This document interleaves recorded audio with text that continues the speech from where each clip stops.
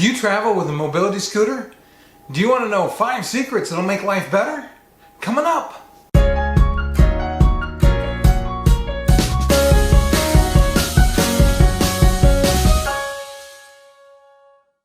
Travel hack number 1. That's to get a global entry card. And you're like, but that's $100. Well, first of all, it might be that if you have a travel card, a credit card, that it'll pay for it. I know that several of mine will pay for a global entry membership. And the reason that that has value is because with it you automatically get a TSA PreCheck. And that means that you get to use the short line in most cases at the airport.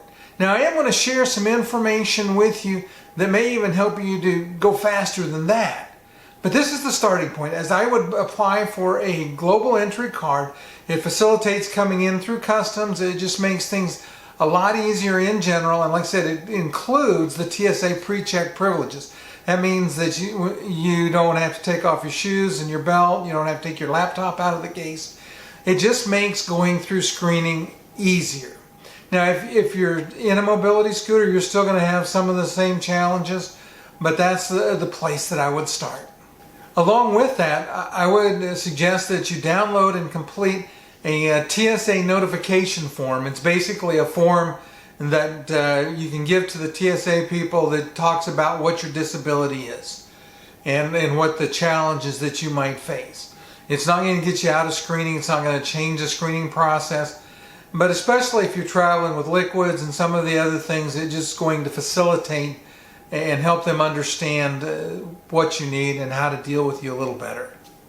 One other piece of information associated with that is the next time you see your doctor, I'd get a note that talks about why you need the scooter. Because that just, again, it's one of those things that having a little extra documentation, it doesn't cost anything usually, and it's going to make your life a lot easier if somebody has a question. The next piece of it is that when you make your reservation for your flight, at that point in time you want to make sure to let them know that you travel with a disability and that you're going to travel with a mobility scooter. And usually they will direct you to the accessibility team and they may suggest you email them. But there are several things that you want to provide to them that are important, and you want them documented in your, it's called a PNR, your passenger name record, your reservation. And so you want to include in that the height, width, and length of your scooter, and do that both assembled and disassembled, so that they have an idea of whether or not it'll fit into the cargo hold. Depending on the airplane that you'll be traveling on, the cargo holds are different sizes. So it's important to make sure that you provide the information so they can check it against the aircraft you're flying on to see what's going to be needed.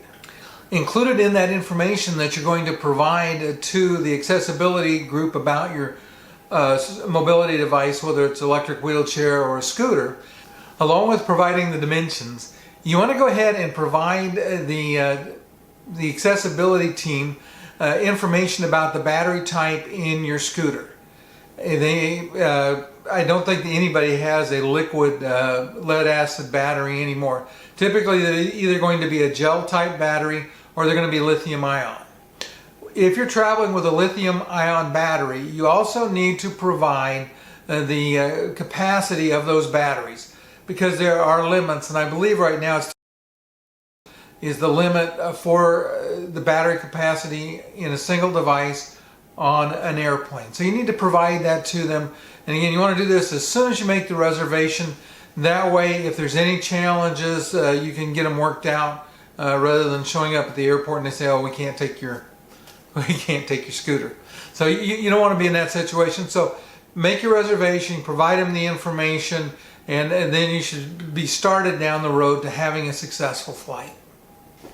The next hack, so this is hack number 3, is to take the information about assembly and disassembly of your scooter, make copies and laminate it, and put it with your scooter when you're traveling. And I would also make a laminated copy that I would keep with me personally when I'm traveling. Because when you, and we'll get to checking it in a minute, but when you check it in the event that they do have to disassemble it, you want them to have the instructions how to take it apart and put it back together. You really don't want them fumbling around with wrenches trying to figure out how to take it apart, because they might not do it right. So if you give them the information, in general, they're usually very good then about providing the help you need to get it apart and put it in the plane, put it back together when you pick it up. One of the other things that I would include in that laminated information is, if the battery is a lithium ion, I would include the information about the battery capacity.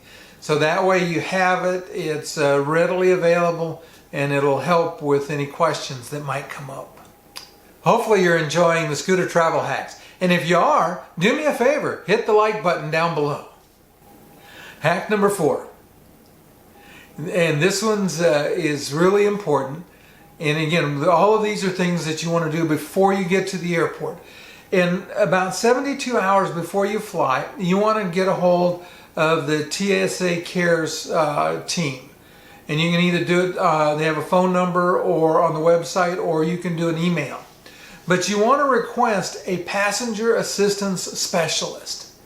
And what this person is somebody that can grease the wheels, so to speak, of the process for you. They will, in our case, the last time we flew, they met us at the ticket counter and they escorted us all the way down to the gate, took us through security. Now, it's not going to impact your screen. If you like helpful videos like this, and you haven't already subscribed to the channel, do me a favor. Hit the subscribe button down below, and you want to hit the bell icon, that way you get notified. So hack number 5 is you want to check your scooter at baggage check. But you're like, what am I going to do between there and the gate? If you've followed the other hacks ahead of this, what you'll do is they'll have somebody meet you with a wheelchair, and that person can help get you to the gate. Even if you don't have a passenger insurance specialist, they'll have a porter that will take care of wheeling you around and getting you through to get to the gate. If you got a long wait time, they'll typically let you transfer to a chair, and then they'll come back with a wheelchair when it's time to board. You always want to make sure you take advantage of pre-boarding and just get you on board, let you settle in before everybody else comes in, and you have to fight through the crowd, so to speak. So you do that, you've got the porter to help you. Porters at the airport, they do get paid a little bit, but I would definitely recommend tipping them. You know, if you appreciate the service, I know the ones we've used have always been really good about taking my wife to the restroom, waiting for her, whatever we've needed. They've been very helpful. And so, you know, show your appreciation for that. Coming up, there's going to be a couple of videos that you may find quite interesting. We'll see you next time.